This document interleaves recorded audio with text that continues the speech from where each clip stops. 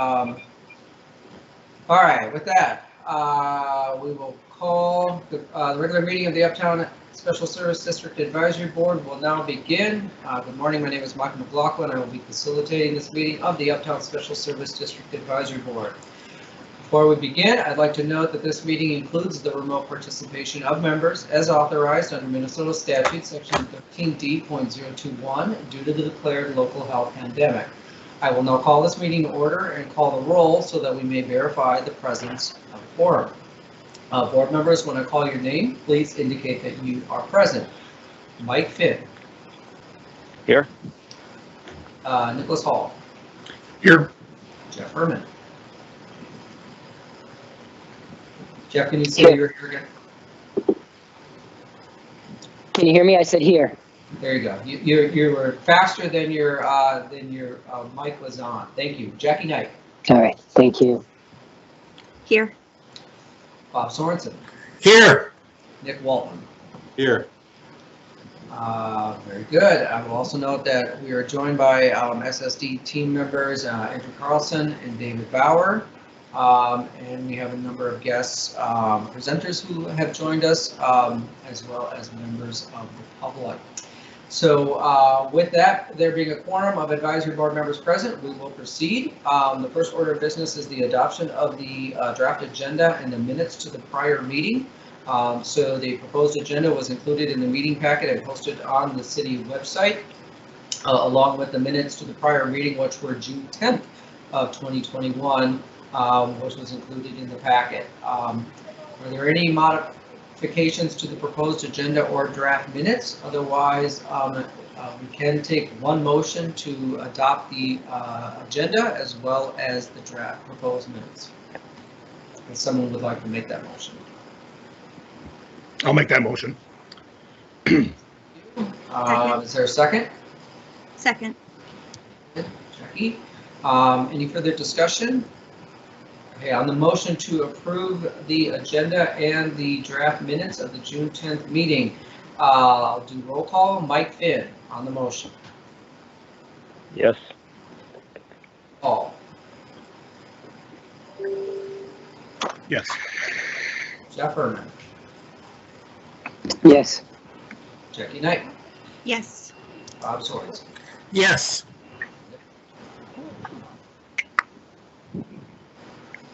Is Nick? Yes. Oh, very good.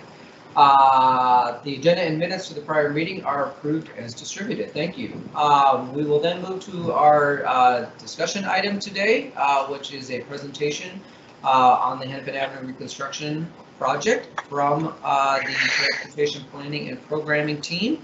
With that, I will introduce Rebecca Hughes with TPP, Transportation Planning and Programming, and I'll let her introduce her team and start the presentation.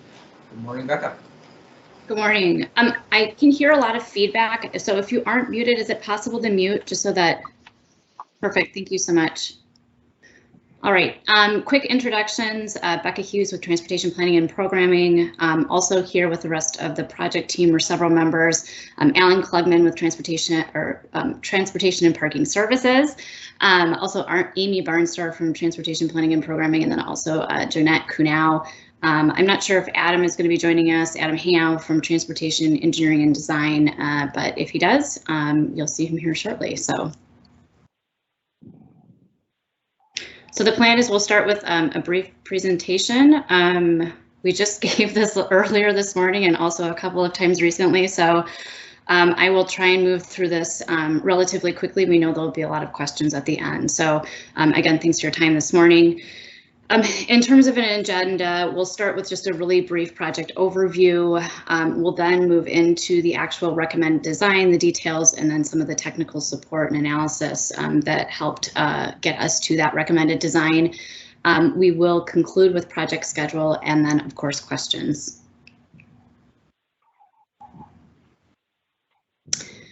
Just as an overview of the project, and I'm sure everyone's probably been following this project to some extent, but again, just to sort of reiterate, The project is about a 1.3 mile segment on Hennepin Avenue with Douglas Avenue on the north and Lake Street on the south. We've been engaging with 3 abutting neighborhood organizations throughout this process. Obviously, we've had a few meetings with both special service districts as well as the Uptown Association as well throughout the last couple of years. Of course, Hennepin Avenue is also a border between Wards 7 and 10 in terms of Minneapolis City Council representation. In terms of policy plans, and so, this is just meant to be a very brief recap. You'll recall that we have presentations from our past open houses on the website. In the initial meeting that we had, we went into a fair amount of detail about these policy plans, but specific to the Transportation Action Plan, which was adopted in late 2020. That's our 10-year vision for transportation actions across the city. Also establishes many of the networks and also outlines many of the different goals that we have for the city as well related to transportation.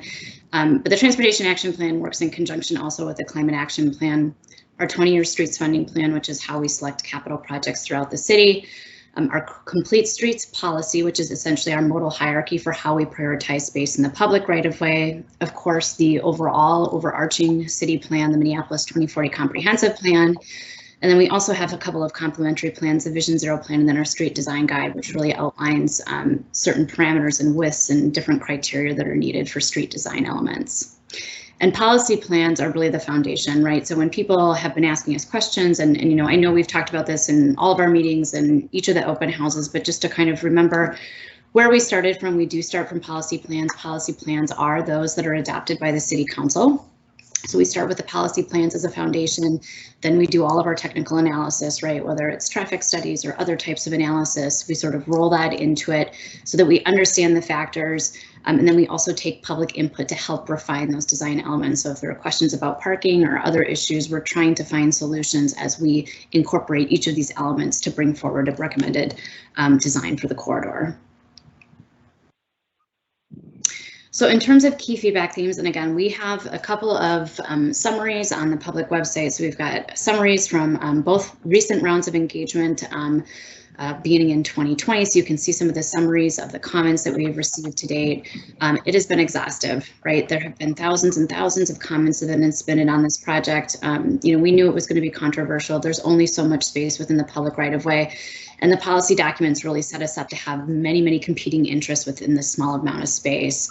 And really the key theme here and what we've been trying to relay for a long period of time is that we're getting comments from all ends of the spectrum. So there's just many competing comments and we just cannot simply address all of these within one layout because there's just not enough space to do so. With that said, these are some of the major themes that we heard through the first 2 rounds of engagement. Right now we have our recommended design out, and so we're taking comments on that through the end of January. We'll touch on that more later. But what we have heard is support for a bicycle facility on Hennepin Avenue. So that was something that came out strong in the original first two rounds of engagement. We heard concern that there was not enough street parking being provided. We heard support for bus lanes and suggestions for transit priority, right, for signalization and other related aspects that improve transit priority. We did hear about concerns regarding traffic congestion if we were going to be reducing the cross section of the street, which if you've looked at the recommended design, we are doing so.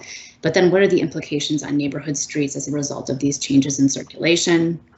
And we've heard certainly interest throughout how can we get a prettier, greener corridor, right, that has sidewalks, cafes, and green infrastructure related elements that serve as amenities, etc.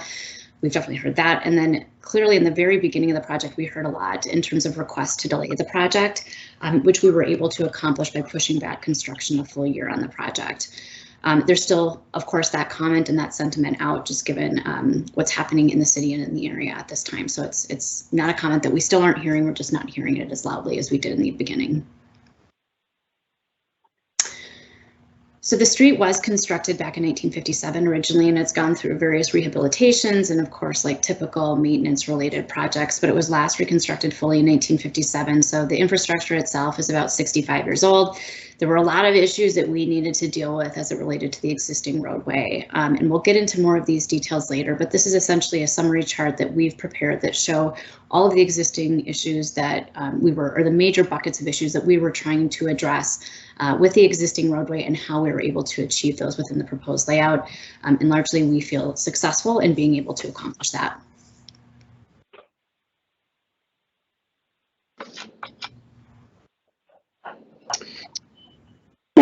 I'll go through a little bit more detail about the recommended design and the layout. As Becca talked about, the recommended design is based on a combination of policies and plans as well as input and technical analysis. On this slide, there's a snapshot of the layout or a portion of it, and the full layout is on the website. The recommended design includes consistent sidewalk space along the corridor. It has a two-way sidewalk level bikeway, so behind the curb,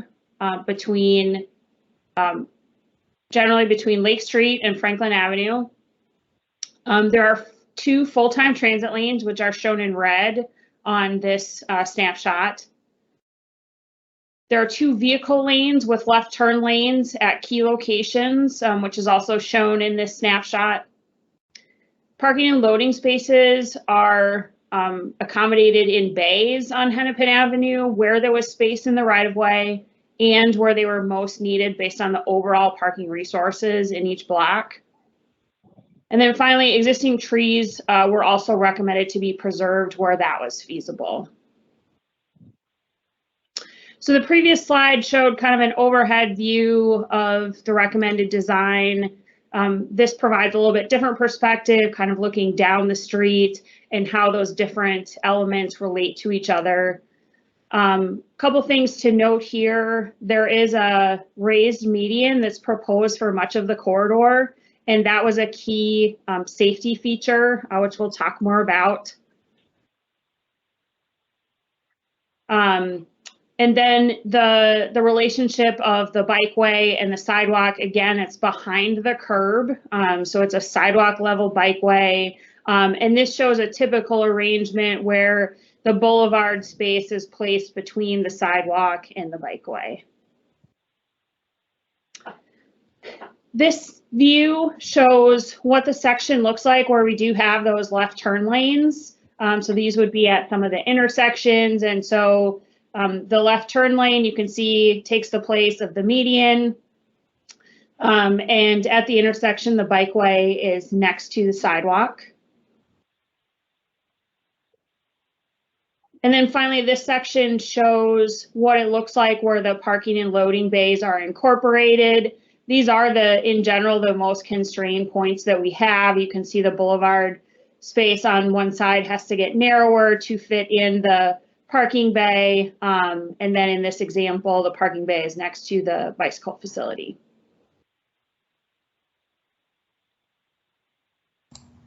So just to dive into these a bit more in terms of pedestrian design, and I know you're all aware of this, but just to kind of highlight, Hennepin Avenue is on the city's high injury network, which basically means that pedestrians are overrepresented in injury crashes. And so that's an issue, a major safety issue for this corridor.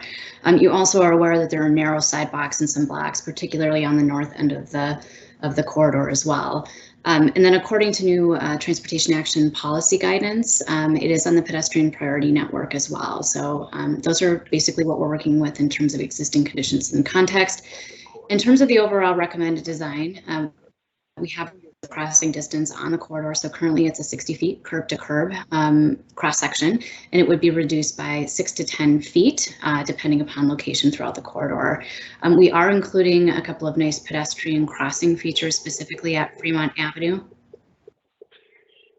and 25th and a half Street, which do include signals. We're including curb extensions as well on some of the cross or the intersecting streets where feasible, but that isn't necessarily practical on the Hennepin Avenue corridor as we have the curbside running bus lanes.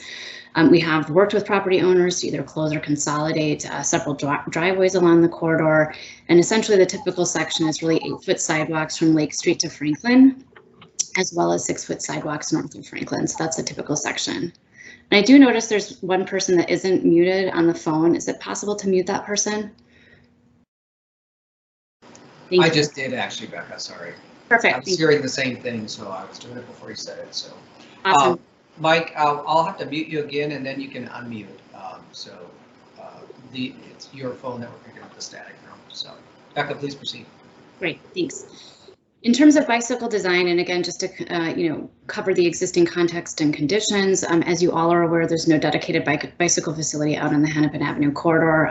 Similar to the pedestrian issues, it's also in the high injury network as it relates to bicycle crashes, again, overrepresented in injury crashes. And according to the new policy guidance in the Transportation Action Plan, it is on our all ages and abilities bicycle network, which really translates into us needing to install a protected bikeway facility on the corridor. So in terms of recommended design, it is a sidewalk level, as Jonette mentioned, protected two-way bikeway on the east side of Hennepin Avenue. It is typically 10 feet in width. It does go down to about 8 feet at some of the constrained locations, but it does also account for the intersecting or the protected bikeways on the cross or the intersecting streets east of Hennepin Avenue. I do think it's important to note that we did look at bikeways on other streets. So we did look at impacts we looked at hybrid options, we looked at a lot of different options, but they didn't meet our city goals and policies. And there were lots of other trade-offs, including significant parking removal on those alternative routes. We also did evaluate one-way bikeways, which is typically what's preferred. So having a bikeway on each side of the street as opposed to a joined facility on the east side, there just simply wasn't adequate width to be able to accomplish that, which is why it's not proposed as part of the recommended design. In terms of transit design, you're probably very aware that we implemented some dynamic lanes in 2019 that were first piloted in 2018. We've worked with Metro Transit to extract data to better understand how that has impacted transit travel times, and they have improved them 15 to 18% on average, and they've also improved transit reliability from 50 to 75%. As you are probably also aware, I feel like I've said that a lot, but the BRT, the E-Line BRT, this is one segment of a larger 14-mile long corridor extending from Edina into St. Paul. This is one small segment of that corridor, but we do expect that the ridership on the corridor overall will increase ridership by 25 to 35%. We're working with Metro Transit now, and we'll be incorporating stations along with this reconstruction effort to accommodate those as part of this project. We do know, based on the analysis that we've done, that transit riders do have a destination typically near or adjacent to the Hennepin Avenue corridor. And similar to both bike and ped, as a result of the Transportation Action Plan, this is a transit priority network corridor in the city. In fact, it has the second highest ridership outside of downtown. So with that said, the recommended design is 24/7 full-time dedicated transit lanes from Douglas Avenue to the Uptown Transit Station. There will be 3 BRT stops specifically at Franklin and 25th, and then utilizing the existing Uptown Transit Station. But there will be correlated with a reduced number of local stops, which is typical for the BRT planning work. I do want to say that one statistic that we did get from Met Council or Metro Transit was just to emphasize the importance of BRT and how that is still carrying people during the pandemic. Essentially through the end of 2020, the BRT service, so on the A and the C lines that currently exist in the city, D is being built out, this would be E. It retains 76% of the pre-pandemic ridership. So BRT service is still very strongly holding on to ridership. We know there have been implications, however, to some of the local routes as well as even the LRT ridership. Looking at the aspects of the design as they relate to vehicles, the existing conditions has 2 lanes in each direction. And one of the issues that we're trying to address is really the sort of ineffective use of those 2 lanes in each direction. There is a lot of lane changing that happens today because people are trying to go around a bus or they're trying to go around a left turner that might be turning mid-block. So that does result in both congestion and in safety issues, which we've talked a little bit about. Left turns are not allowed at most of the signals during that morning and evening peak hour. So that has some impact on circulation as well as traffic flow. We've mentioned this corridor is on the high injury network, not only for pedestrian and bicycles, but also for motor vehicle crashes. So that was something that we're looking to address. And then Hennepin Avenue is on the city's freight network. The recommended design does have 1 through lane in each direction. What that means is that the buses are really moved out of that travel lane. They're in their dedicated space. There are left turn lanes at key intersections, which I'll show on the next slide. And where there are left turn lanes, that means those left turns can happen all day. They're not restricted during any of the peak hours. There are medians to reduce some of those left turn conflicts. Left turns are really the biggest safety concern, not only for vehicles, but for pedestrians and bikes as well. So managing those left turn conflicts is part of the recommended design. And then on the north end at Franklin and at the south end between Lagoon and Lake Street, we do have more vehicle lanes there. As we see, there are higher traffic volumes and a need for greater vehicle capacity in those sections. This is a graphic that does show the locations of the left turn lanes. So 22nd Street, 24th Street, 26th Street, 28th Street, and then Lagoon and Lake Street on the south end. Parking has been a significant topic of analysis and discussion on this project. There are 311 existing on-street spaces on Hennepin Avenue between Douglas Avenue and Lake Street.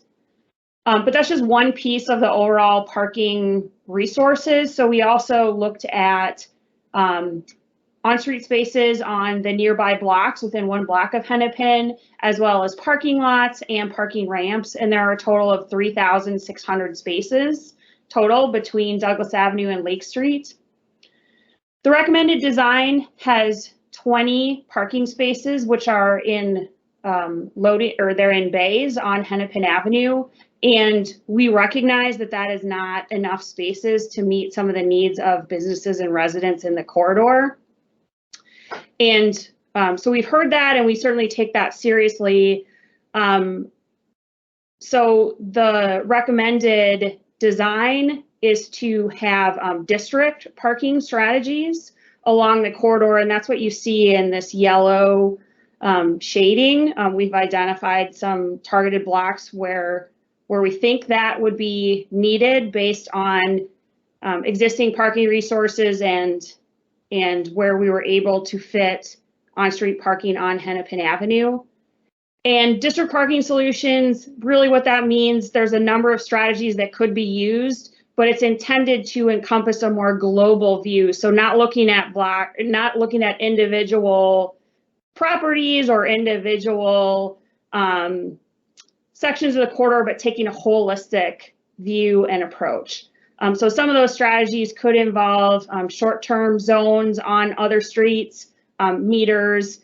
The city will be starting a curbside management policy starting in 2022. We'll be working on that, which will help to define what exactly those strategies are and where they're implemented. And this is just another graphic that illustrates the idea about the overall parking resources and how we use that to help identify kind of the areas that most needed to accommodate some of those parking bays on Hennepin, and then where some of those other district parking strategies would likely be needed as well. Some of the elements that are not on the recommended layout, but are certainly under the purview of the Special Service District and may be of interest for discussion. So what happens in the green spaces is not identified as part of the recommended layout. That gets worked out in design. That can include enhanced streetscape, which is typically funded and maintained by the Special Service Districts. The details about stormwater and green infrastructure, so sustainable stormwater treatments, which can be at the surface or underground, as well as some of the intersection treatments will be further designed or further refined in design, and then construction staging.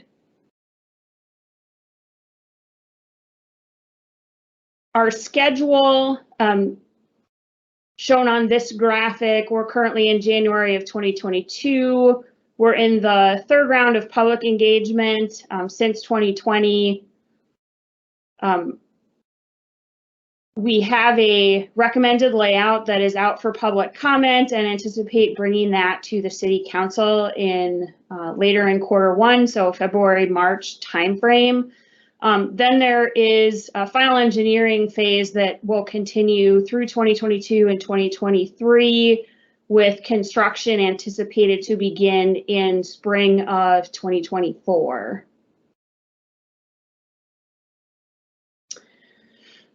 There is a longer version of this presentation, as well as a lot of other supporting materials, which are on the project website. Frequently asked questions, all the cross sections at a larger scale, as well as the full layout. There is a link to a comment form, and we're accepting comments through that form through the January 28th. And there is a public meeting on next week, January 13th. And so the link to that meeting is also on the website. It's a Teams meeting as well. So with that, we'll wrap up the presentation and transition to comments and questions. Very good. As we do for our meetings, what I'm proposing, advisory board members, is this next portion of the agenda would be dedicated to Q&A from advisory board members, and then with some time left on the agenda, we would like to open the public comment period for any members of the public that have joined us. So with that, I don't see anybody with their hand raised at this point. Would someone like to ask the first question?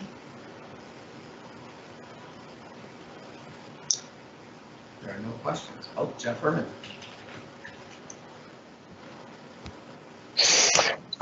Yes, hi. If I could ask, thank you guys for the presentation. I know how difficult it's been on all of you, and many times the comments from people have not been so friendly, and I know that you guys understand that from our standpoint and from the business community standpoint, that this is not acceptable. But I had a couple questions. Becca, for you first, I guess I wanted to ask you, there was an article in the Star Tribune on the 27th, and there were a couple things that you said, but one of the things I wanted to ask you in particular is, you said that your plan has the blessing of the city council. If you could tell us what that means, who has blessed it, and we've not heard of any blessings, official blessings that have been given to this. So, that was the first question I had for you, is can you tell us who has blessed this at the city council? Yeah, The current city council.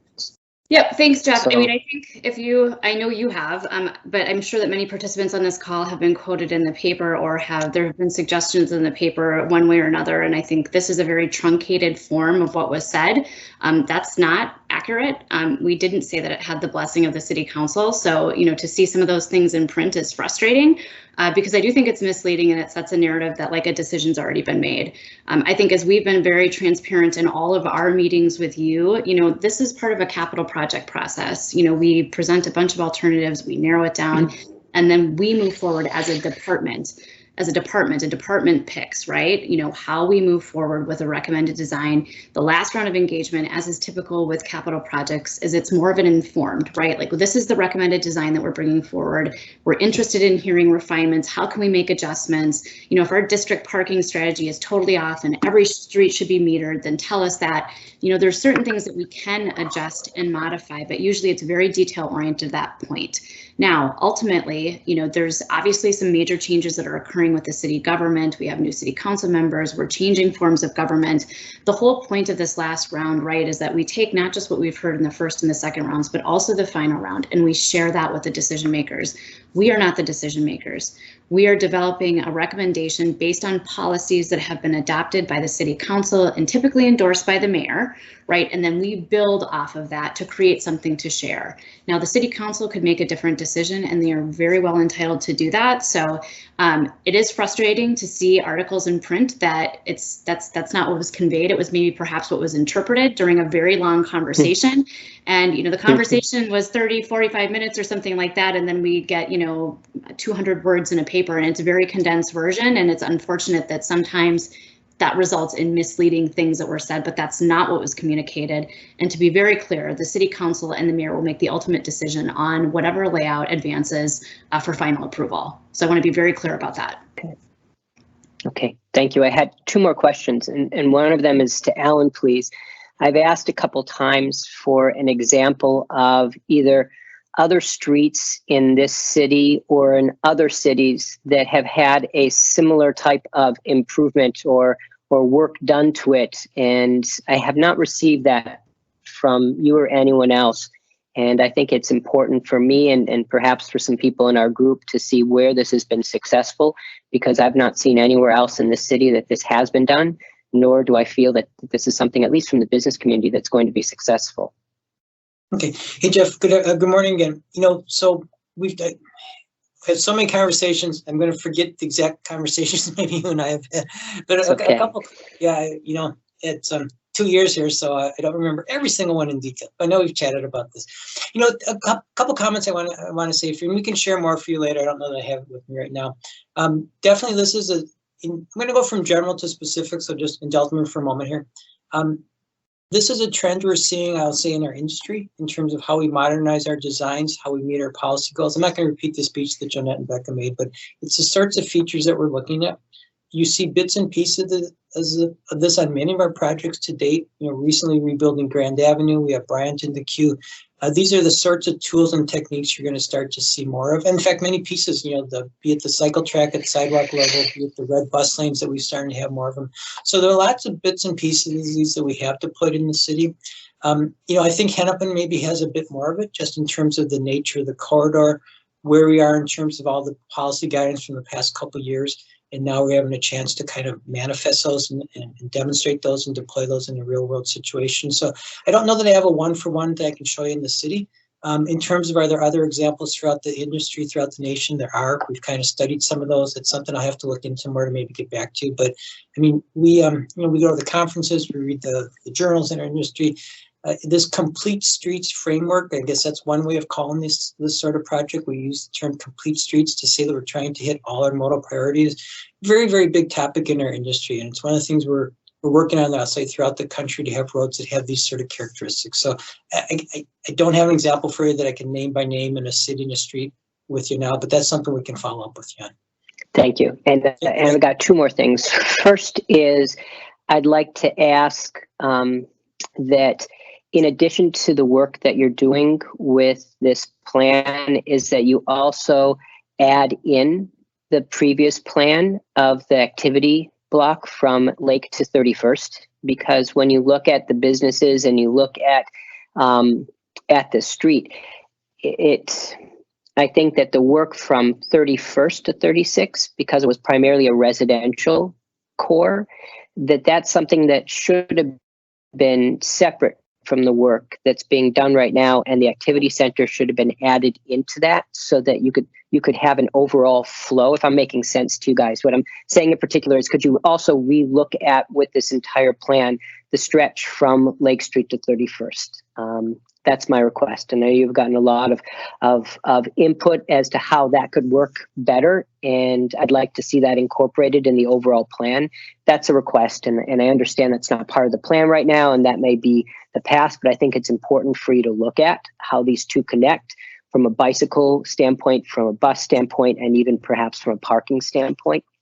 And the last thing I want to ask is, and I know I'm putting you guys on the spot and you may not be able to answer this, but if I was the mayor and I was looking at you guys right now and saying the plan that you have is unacceptable, the business community has spoken, and we've also heard from residents, what would you do right now as an alternative to add more parking in this plan? What would you do? Show us an option. And maybe you can tell us right now something that you've done in the past that you've looked at that, or show us a plan that you've looked at it. But that's my question is, if I was the mayor looking at you right now, telling you this plan is unacceptable, telling you need to add more parking, how would you do it? What would you do?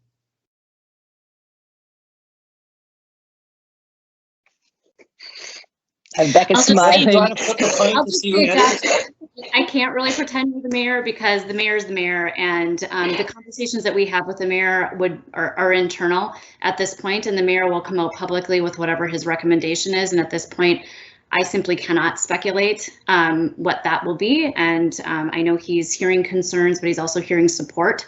I think what he's hearing is pretty balanced from the community, and that's been part of the issue all along. So I'm not going to get into what we're going to do once we hear from the mayor. We'll work through that when we get there. And I think, we've worked and presented multiple different options, and it's kind of come through a course, right, of starting with more and dialing down to this recommended version. And if the mayor's opinion differs, then the Public Works Department will figure it out.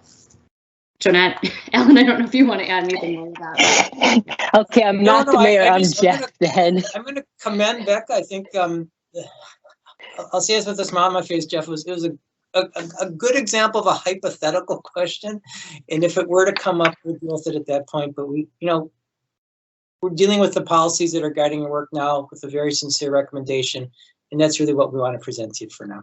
Okay, thanks, guys. Yeah, thanks. Sorry, I myself muted. Nicholas, I have you next in queue. I guess sort of following up on what Jeff had mentioned in regards to between Lake Street and 31st. We were on a call the last time we discussed this, and we were in a consortium that was like the worst design possible that really affected a lot of businesses in Uptown. And I think that's very important that should be part of this process. I know there's a resolution right now with the Lowry Hill Special Service District, and also that the Uptown Special Service District is probably going to also do the same to not recommend this project, to go back to square one and be able to put this in something that the business owners and that rely on parking and everything like that are going to be part of that process as well, to come together with a better plan. So I guess that's the biggest concern that we have as business owners, and the feedback that we're getting from our constituents, our tenants, our customers, our clients, is the fact that this would, kill the business that's already struggling in Uptown, and we just can't afford that for that to happen at this time. So that's the only comment I wanted to make. Jackie, I have you next.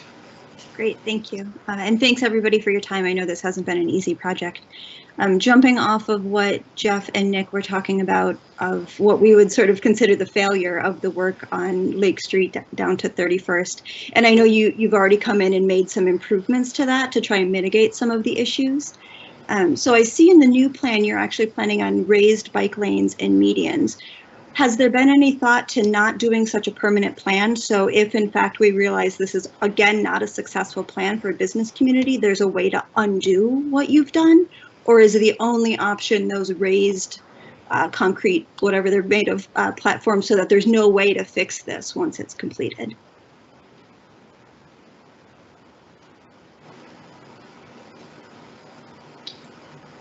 I'll maybe start. I mean, I think, Jackie, it's a good question about flexibility and sort of what things look like in the future. In terms of the medians specifically, I mean, the medians are one of the very high priorities in terms of safety, and we wouldn't really be achieving the safety objectives on the project without that median. And so that piece in particular is just a really important element of the overall corridor design. So I would,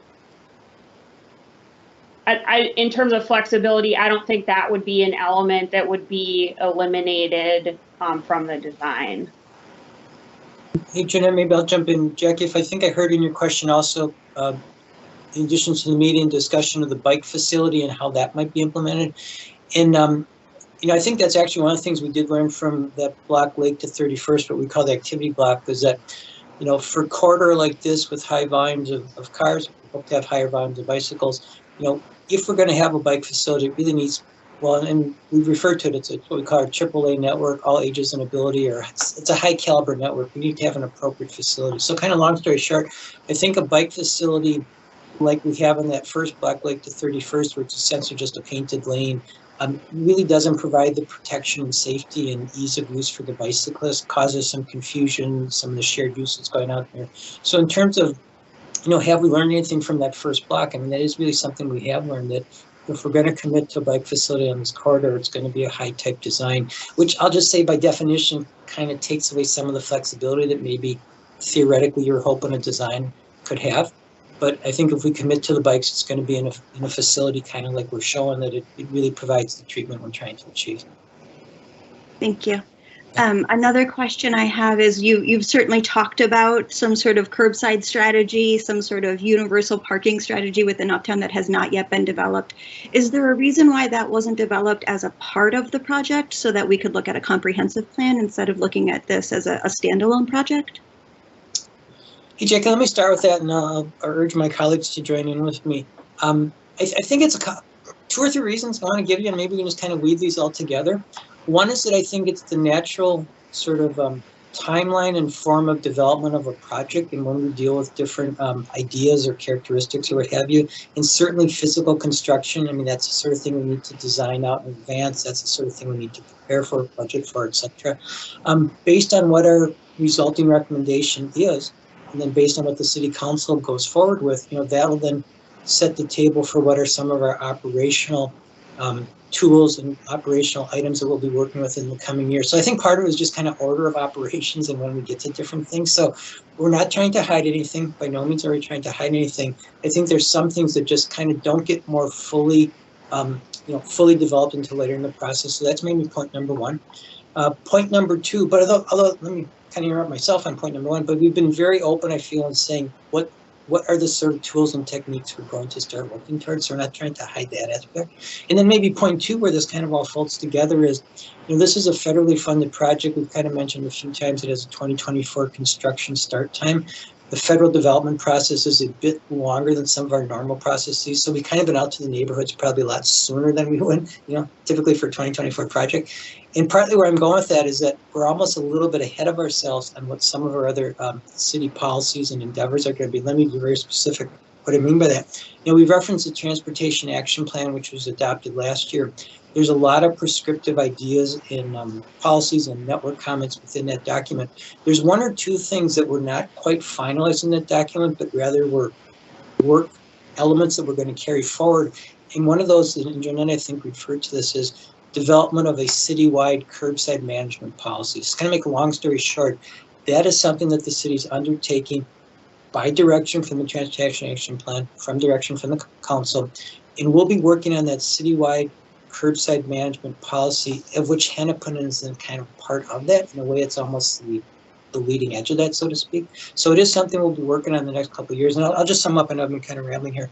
And it's also something that's more of, it's an operational sort of thing. It has to do with how we mark the curb, how we sign the curb, what we meter, things like that. It's not capital construction and moving around curb and concrete and so forth. So it's the kind of thing that we can do in the intervening couple of years now as we get ready for the Hennepin construction. So again, a lot of information there, Jackie. We just want to kind of let you know that where we are in the process and when that we're going to actually come up. But something we're committed, and we've been very honest about this, committed to working with groups like yourselves and others. We're not leaving the era. We want to work with you. We know we need to have some changes in operations, and that's really one of our endeavors for the next couple of years is to work that out. So thank you for that. I appreciate it. I have one more question. I know Bob wants to speak as well. Were any of the residents who were sort of shared the information and given the opportunity to weigh in on this plan, were they informed that they might in fact be losing parking near their residential units because it becomes that sort of the loading zone parking or maybe metered parking or things like that that will negatively impact their ability to live in the district? Or were they sort of making the decision in a vacuum of, sure, this plan looks great, without a conversation of how it might actually impact the residents as well? Yeah, okay, sure. So I'll be quite direct if you're implying, or you're not implying, just asking, like, has it been like door knocking and speaking to a specific apartment building or whatnot? Of course, we haven't gone to that level yet. I think we've been open in as part of this engagement round now in saying what our thoughts are and what our plans are for the future. I mean, it's why we have the maps and the graphics and show where these areas are that we're looking at. And as we get into actually, working with a specific block, that would be the time frame in which we would engage those people. So, much like anything else we do with a project, it's kind of where are you in the process? When do you have that outreach? And just frankly, we haven't had the opportunity yet. We haven't been at the point yet where we'd be, say, speaking to the people on block XYZ. That just hasn't come up yet. Thanks, Alan. I will say before turning it over to Bob, it would have been great if in the past year, as you guys kept hearing that please delay the project, if some of those things could have been done. I mean, those were questions we had a year ago when we met to talk about those unknown pieces. And so it would have been great if we could have answers at this point. Thanks, everybody. Yeah, so I have Bob and then Jeff again. Hello, my name is Bob Sorensen, and I've been a property owner as well as a business owner in Uptown for 30 years this year. My block is the 2800 block of Hennepin Avenue, both my business and an adjacent space that I lease out. I just, from what I see on the plans, there's it shows that there's a lot of parking behind the commercial buildings, but for my building, which is a 4,600 square foot building for 2 businesses, there is 1 parking spot as an example. And then I saw in your map all this available parking on 28th Street that is in front of a coffee shop on one side of the street, which is constantly 24 hours a day. Those spaces are always filled. So a lot of my customers are elderly people as well, and I don't see them walking along distance. I did provide parking for some of my staff in the Mosaic building, but several of them fell and were injured walking to our business to come to work because, in ice, sometimes in winters there's a lot of ice. I just don't see, because I have been in retail all my adult life, and I've seen what's happened on Hennepin, farther down, starting at Lake Street to 31st. I have seen the decimation of a lot of businesses, and currently my leasable space that's empty right now cannot be leased. Every person that we talk to, they know about this plan, and I say there's no way my business can survive, nor do I believe my business can survive. But also there is a lot of businesses doing mail order on our block specifically, and we have UPS, FedEx, and Postal Service trucks that have to pick up packages, and the Postal Service picks up a lot of packages also. And I don't think those things are addressed in the plan. And also, I've already heard several people make comments. Well, I'm just going to drive in the bus lane because there aren't that many buses on this corridor. And my personal views is I see very few people riding the bus, and I've been watching them, and I'm very close to that bus transfer station. And I see very, very few people at any time of day or night. And I have several security cameras right on my building where I look and I can see all this going on. Thank you for listening, and look forward to any comments that you may have. Hey, Bob, real quickly, if I may, and I don't believe I've met you. If I have, we've had so many meetings, I'll apologize for not remembering, but you reference your business. Which one is it? I'm just kind of looking at my Google Street View here. Bobby B at 2829 to 31 and Hennepin Avenue South. And I've owned that building since 1998. Previously, I was on Lake Street, which is a building that Jeff, I'm proud to say, owns. Okay, great. Okay, thank you. I put that in my notes. Thanks, Bob. I do have Jeff and Nicholas next in the queue. I do want to we're at about 10 minutes left of the meeting time, and we haven't yet opened the public comment period. So, Jeff, you want to ask your question, and then we'll open the public comment period? Quick. How does that sound? Okay, Jeff, you're up next. Okay. Perfect.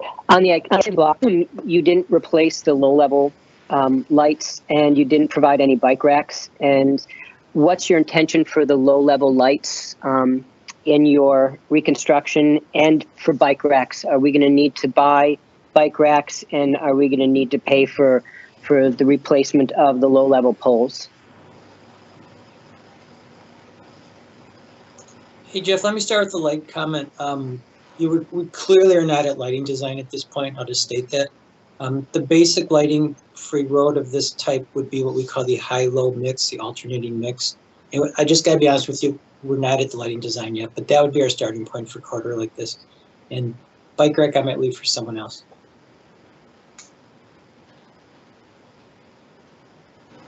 I guess I would just hop in and say that bike rack is a similar situation. I can't speak to what happened necessarily on the activity block. I don't have the knowledge. I know you brought it up at a meeting recently where you're like, where are all the bike racks? I just don't have the information on that, but I'm happy to look into it. That's something that we'll go through. You know, when we go through layout approval, it's at about 30%, just as, 30 out of 100%. So we've got a ways to go on design, where they fit, who's going to be paying for them. All those details are things that are going to come later, unfortunately.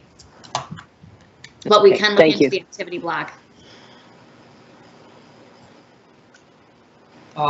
With that, everybody okay? We'll open the public comment period. I don't know if any members of the public who have joined us would like to make a comment to the advisory board. We do allow up to 3 minutes per speaker. At this point, no one has indicated they want to say anything, but I wanted to make sure we had a few minutes if someone does. Anybody? Aaron, I see you raised your hand. Go for it. Yeah, hey, thanks. Can you hear me? Yes. Maybe not. Yes, we can you hear me? Yep. Oh, okay, great. Thanks. Please proceed. Thanks for your time, everybody. I just had a couple quick design questions regarding how I've as I look at the drawing and see what appears to me to be a very close proximity and not very much buffer between bus, where I'd expect, bus pickup and drop off to happen, passengers exiting and entering the bus, and the bike lane being what appears to me to be very close to that. It looks to me like those things are just very close together, and in situations where you may have either people with children getting on or off the bus, or persons with disabilities getting on and off the bus, to just, have, to be, and, they have to cross the bike path to get to the pedestrian walkway. That was one question that I had about just from a design standpoint that seemed to me questionable. That was my first question. I have a second one. Why don't you ask your second question, and then we can... Sure. The other one's sort of a similar kind of scenario, just on the design side, and just as picking an example, the Kowalskis, let's say. So now, today, if I'm making a left turn into Kowalski, if I'm going north on Hennepin and making a left into Kowalski's, I'd make a left turn crossing over the other side of traffic to get into that parking lot. With the new design and that median being there, the way that will flow will be me going to, I believe, I don't have it in front of me, but I believe is it 25th, and then, I don't know, it's 24th, and then Fremont. So now looking at that left turn lane, to do that, how long is that left turn lane? So if you're, if it's like, that time of day where you may have a lot of people making those left turns. Chipotle was another example further up, like if it's lunchtime and I have to make the left turn there, and there's 5 people who are going to Chipotle at one time, how big is that left turn? How long is that left turn lane? How many vehicles can that have standing waiting to turn at one time, worrying about kind of backing up traffic into the one traffic lane behind it? Thank you. Those are my 2. Someone like to...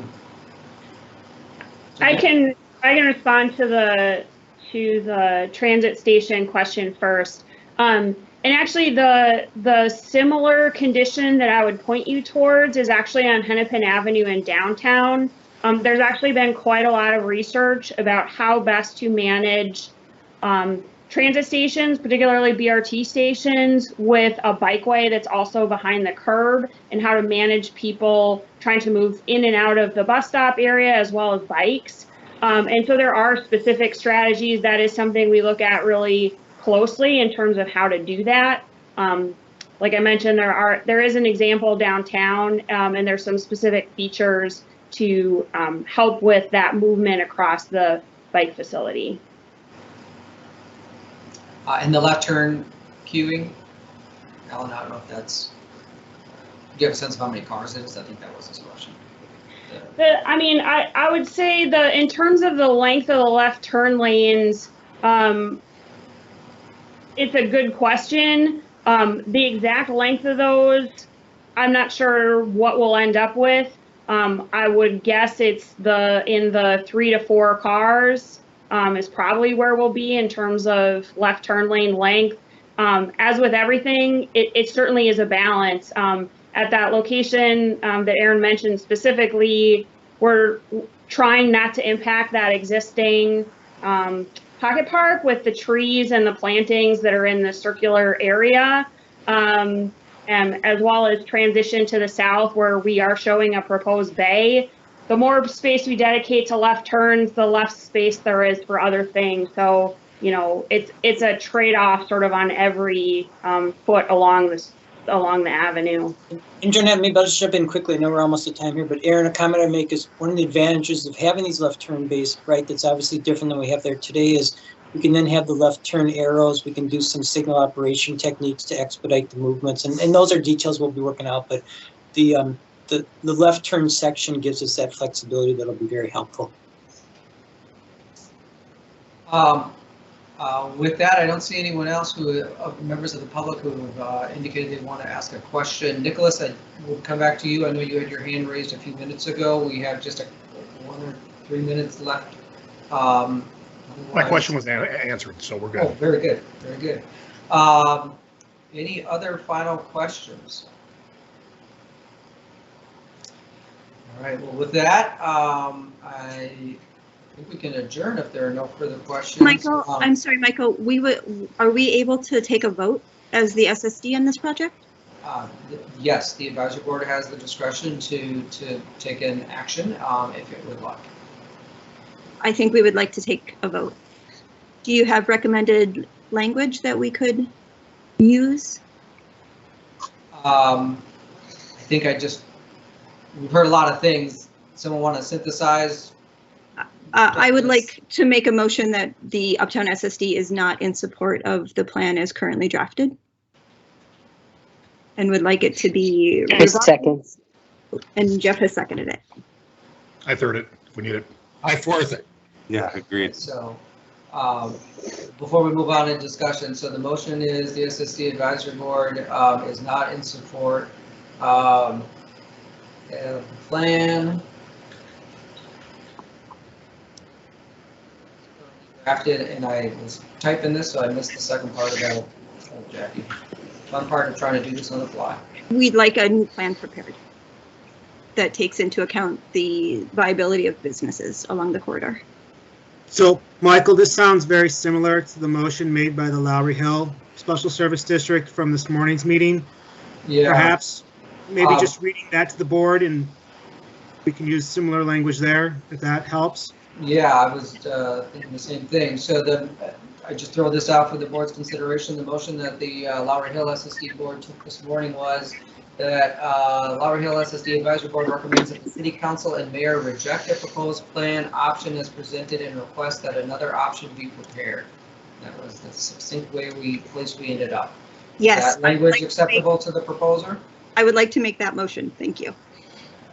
Makes it easier to do the minutes, for sure. I will second it as well, and I'm assuming this is unanimous from all the board members. Aye. Hang on, folks. I appreciate the enthusiasm. So Jackie made the motion. Nicholas will second. Is there any discussion on the motion? Hearing none, I can call the roll. On the motion that the Uptown SSD Advisory Board recommends that the City Council and Mayor reject proposed plan option as presented and request that another option be prepared. Mike Finn, no longer on the call. Nicholas Hall, Yes. Jeff Herman, Aye.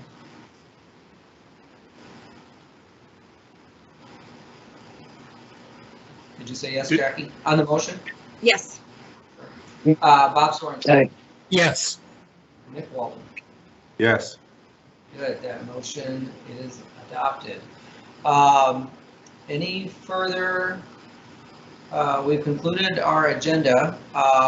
It is noon, so I will again thank Becca and Jeanette and Alan and her team for joining us. Thank you, guys.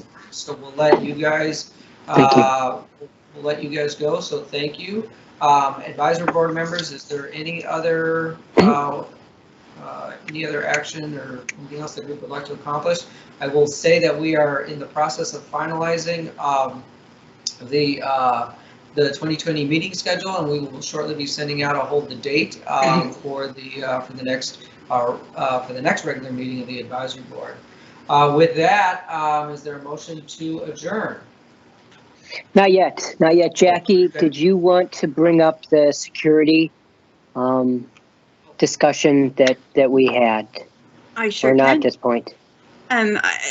So as many of you know, Uptown has had a lot of security issues. A number of businesses have joined together and have been privately funding We Push for Peace as an alternative, as we have not had adequate police support within the community to help resolve a number of the issues. And I'd like the SSD to talk about what we can do, whether it's through an RFP to get similar programs where the businesses or the property owners are being assessed versus a number of smaller property owners trying to join together to create this. I'd like it to be a little bit more organized, and I'd like to see what role the SSD can play in that. So I assume that would be a separate meeting. Michael, I'm not sure if you're able to convene one. Yeah, we could add it to the next agenda. Jeff, do you mind if I mute you? I'm getting a lot of the type clicks. I apologize. Yep. Okay, thanks, Jeff. As we've discussed in the past, so the SSD could provide safety services. The request a year ago was the police buyback program. So we could have continue the discussion at the next meeting in terms of the options for private safety services.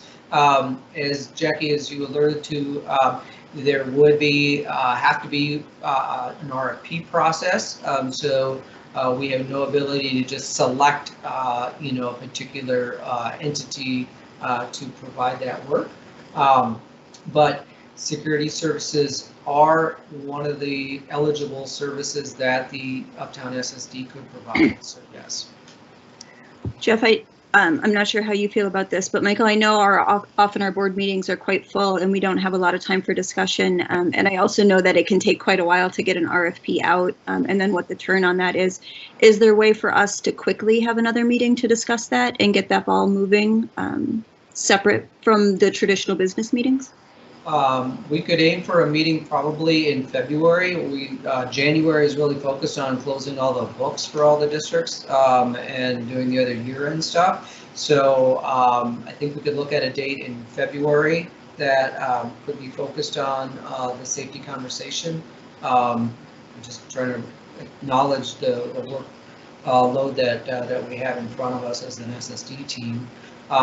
Is the RFP process defined? Do we have to? The amount of the duration, the amount of people you have to how long it has to be put out. I'm just wondering if there's efficiencies that could be found in that process, because it sounds. To some extent, yes. The city has sort of a standard RFP process, or at least certain minimums in terms of like time. They would want the RFP open so that proposers could consider it. We probably do sort of a pre-RFP sort of conference kind of thing. So for interested entities, so that length of time is I won't call it fixed, because I think we have to at least hit the minimum time. We can't just sort of, not that anyone's suggesting this, put it out there for a week and then say, okay, well, we've done it, now we're going to move on. I'm guessing What's the that minimum time, Michael? I don't know off the top of my head. It feels like when we've had this conversation with procurement staff in the past, I want to say it's at least 3 weeks that they want it out on the street, but I don't quote me on that. But that's about probably what it is. Candidly, the longer time is probably going to be synthesizing the service expectations in that RFP into a written document that can go out for RFP. That typically takes the more time. And that part of that starts with what are the advisory board's expectations, the conversation we can have in February in terms of what they want the services to accomplish. We probably would do a draft, and then as we're writing it, we might want to convene another meeting just to get feedback from board members to make sure we're accomplishing on paper what the group has in, what everybody has in their mind. So that process will take some time. The other thing, just to manage expectations, because when we start the spring round of meetings with advisory boards, we get lots of requests to do things and stuff starts piling up. So I think just to be clear, we could not say that it could be implemented this year. I say that, I realize it's January 5th, but there is a lot on our work plates. I'm not saying it can't happen in this calendar year. I'm just saying I can't say for sure that it's something that could happen just because of everything else we have on our work plates. Is there, are we able to, what can we do based on what we did last year with discretion we have and dollars that we have that might help towards this effort? And it's a parallel effort, so we can spend the time building up this RFP, but actually implement. Do you have the ability to spend money on anything related to safety with any particular group based on last year's what we approved, so we could start doing something or sooner, even if it's final plan? The most immediate thing we could do is continue the buyback program if that's a desire of the boards, because that we were able to implement in a matter of weeks. That's the MPD buyback program. We were able to implement that within about 3 weeks because it's within the city and we don't need to do an RFP process. So I thought safety might come out today, and that was actually one of the questions I'll ask, is if the group wants to continue the buyback program going into January and the rest of the year here. So that is something that we could do immediately. Can you remind me what we spend and what we get for that? Yeah, so I was looking at this a couple of days ago. We don't have the December figures in, but through the end of November, it was about $80,000. And it's not daily, but the request is, depending on the day of the week, evening coverage by MPD patrols in the district. And it's approximately $100 an hour for the overtime officer, or per overtime officer. So it's varied anywhere between the low, I think, was $1,500 to about $11,000 a month was the run rate. I guess one thing that I think is important, I think the buyback program did help us, but I think we need to, I think the push for peace is really something that could help our neighborhood. And I think the cost factor involved, that $100 an hour will go a lot, farther. That money will go a lot farther with push for peace, and it'll be people on the ground that could help those type of circumstances. I think, if we want to use everything that's in our budget and what we have left in our budget from previous years, that buyback programs are really expensive, and I just don't know how successful it was. Obviously, I think that the biggest time for us to worry about is spring and summer. That's when we're going to have the most troubles. So I think that the winter time, things are always going to slow down a little bit. And I think that overall, I think we really need to do what we can to prepare for the spring, because this is a make or break year for Uptown, really, with everything that we're doing. We've got a really bad situation when it comes to vacancies in our neighborhood, the carjackings, everything that's going on, a police department that's short-staffed, that can't cover the areas that we have, so we can't rely on them to provide these same services when they can't even provide their own services to cover our area. So, I mean, I guess, you know, thinking outside the box like Graves and Ackerberg have done to try to put something together that works more with the community-based services to help these kids that are causing the problems. They just give us a little bit more boots on the ground for a more reasonable price. I think makes more sense. That's just my personal opinion. And I don't disagree with anything you said. I nod my head at everything you just said. My question is, why can't we just have it all? Like, can we, I don't know how much money we have to spend. It's just such an important, delicate time right now. I'd like to spend through the winter, spend in the spring, spend in the summer, and in the meantime, be working on an RFP process. And I don't think it'd be an inappropriate move to blow through the entire budget that we have on excess funds on this. It's the most important thing in Uptown right now. I agree. So I just don't know what we're dealing with, Michael. Like, I agree if it was like one or the other, yeah, I'd rather spend it in the spring than the winter. Do we have enough money to do both? We can, let's do both. You potentially have I would say macro statement, you have the resources to do both. And certainly this year, since the RFP process, if we can get it done, implemented this year, it would be later into the year. So you're not, you know, I might think of it as the near-term thing that we can do now is the buyback program, continue that. And then, you know, in time, we can get the RFP process in place, presuming it's successful. Meaning we get an entity that, you know, meets the criteria. And then at that point, you could evaluate whether you wanted to dial back, buyback, and or keep it in place as a complement. So you don't need to make that either or decision today. I would submit you can, but you wouldn't need to. Well, let's try to make it an early February meeting if that's at all possible, Michael, because I think we really need to get these issues squared away. And, you know, we don't have much time, to be honest with you. We need to get this taken care of yesterday. So, Michael, to that end, I'd be willing to help work on the RFP if there's sort of a baseline that you could send out that maybe some others on this call and I could work on to craft, so it's less, and then obviously city staff, you guys would all have to review it and make sure it meets the requirements, but if that would help move the process along more quickly, I'd be happy to play a role in that as well. Appreciate that, Jackie. There are some template examples of RFPs. One thing that, I mean, to the relationships you guys have, if you guys wanted to send us whatever the existing contract looks like, that might be one place wouldn't be the final say, we couldn't just copy it, but it would at least inform how expectations are written into that RFP, given the thought that went into that. We could also look at other examples. The city does have a citywide contract with various violence interrupter organizations.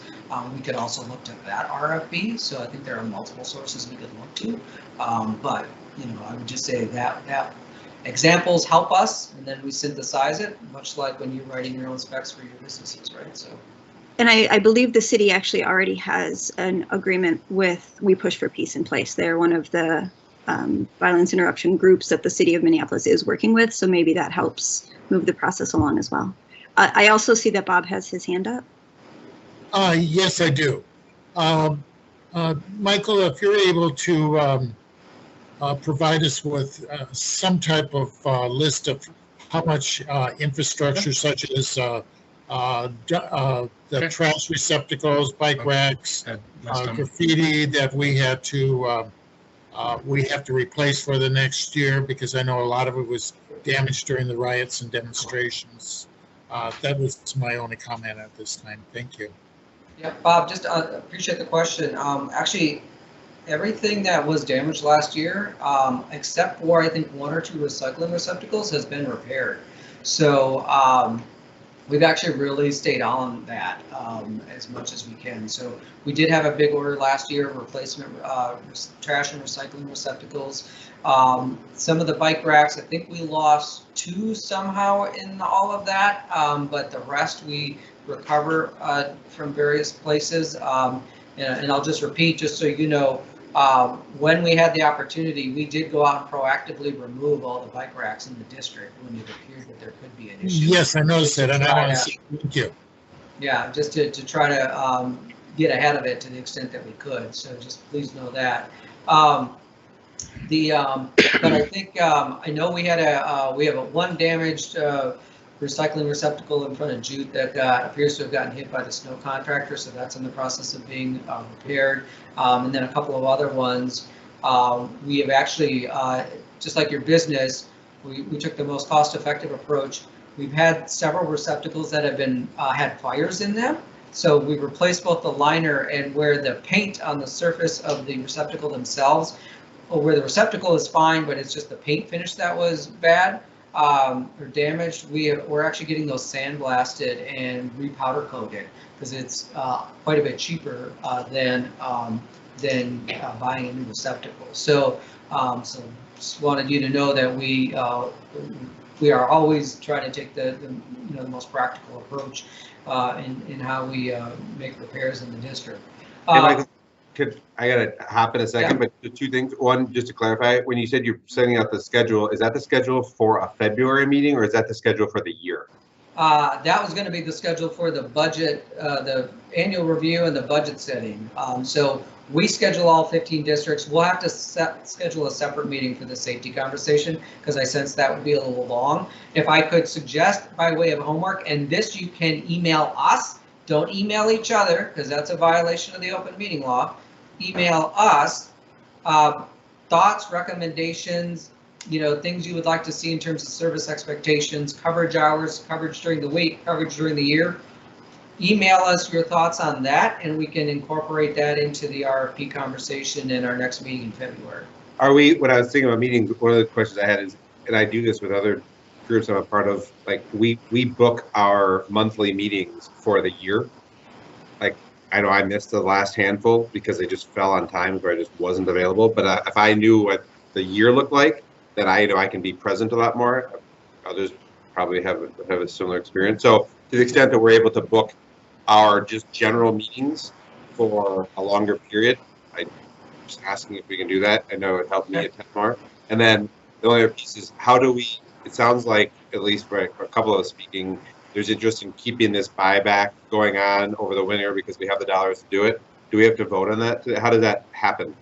I think at least consensus from the group today, a motion would be great if there is that. Otherwise, I mean, it's in place now. We haven't turned it off until we had another conversation with the board. We wanted to wait. Is there consensus to continue the buyback program? That's fine. My comment would be that really all the activity happens on Friday and Saturday nights. I think that if we go with the buyback program, those are the only evenings, and it's starting at about 9 o'clock to about 3 o'clock in the morning is when all the crazy stuff happens. And I've got like several security cameras right in front of my building, and I watch all this footage, and it does get crazy out there. But otherwise, it's not that bad most of the time. And during the week, I don't believe we need it.